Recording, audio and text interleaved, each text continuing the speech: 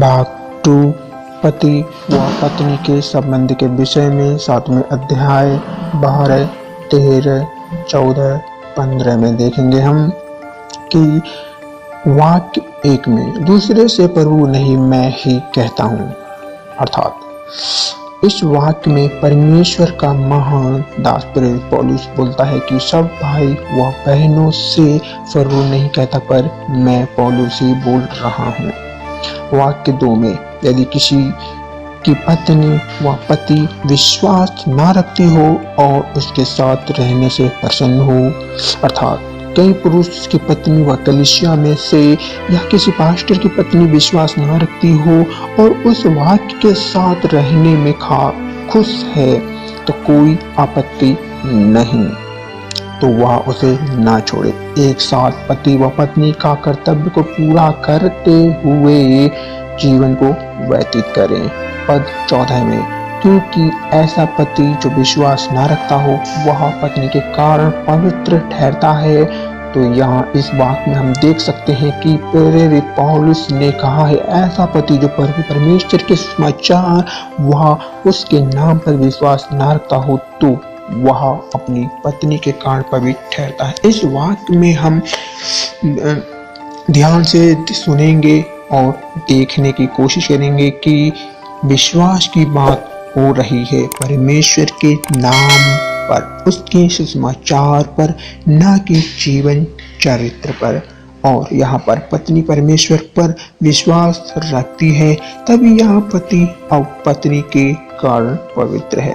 वाक्य हम 2 में देखते हैं। और ऐसी पत्नी जो विश्वास नहीं रखती पति के कारण पवित्र ठहरती है।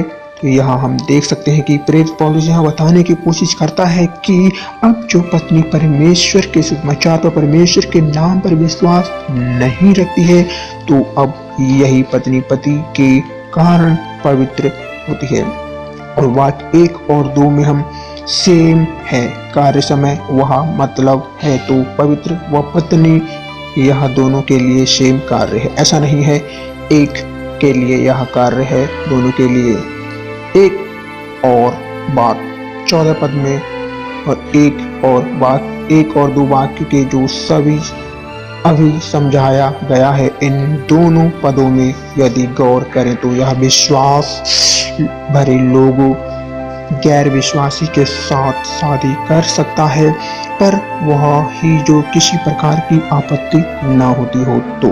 पर विवाह करने से पहले इन सारी बातों को सलाह मशवरा करना जरूरी है।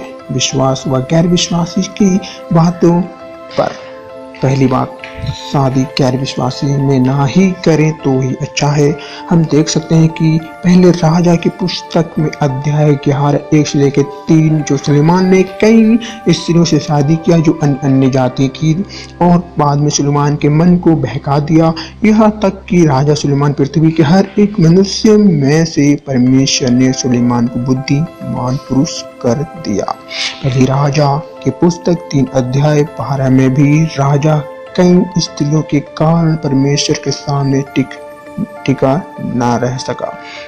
वाक्य 3 में देखते हैं कि नहीं तो तुम्हारे बाल बच्चे अशुद्ध होते हैं परंतु अब तो पवित्र हैं। अर्थात यदि दोनों पवित्र व पत्नी परमेश्वर के सुसमाचार पर विश्वास नहीं करते हैं तो इस अवस्था में हम बोल सकते हैं कि वह सेक्स पति व पत्नी दूसरे पर अपनी अभिलाषा को संकट करने की कोशिश करेंगे। वर्जित संबंध फिर बाद में अपने पति व पत्नी से प्रेम करता है तो उनसे होने वाली संतान अब अपंग व पूर्ण अंग नहीं होंगे, लंगड़ा, लूला, 2 आंख में से 1 आंख, 2 हाथों में से 1 आंख और ऐसे कई प्रकार के अपूर्ण अंग। तो मैं विश्वास करता हूं परमेश्वर आपको आशीष करेगा। फिर से जय मसीह की और आमीन आमीन।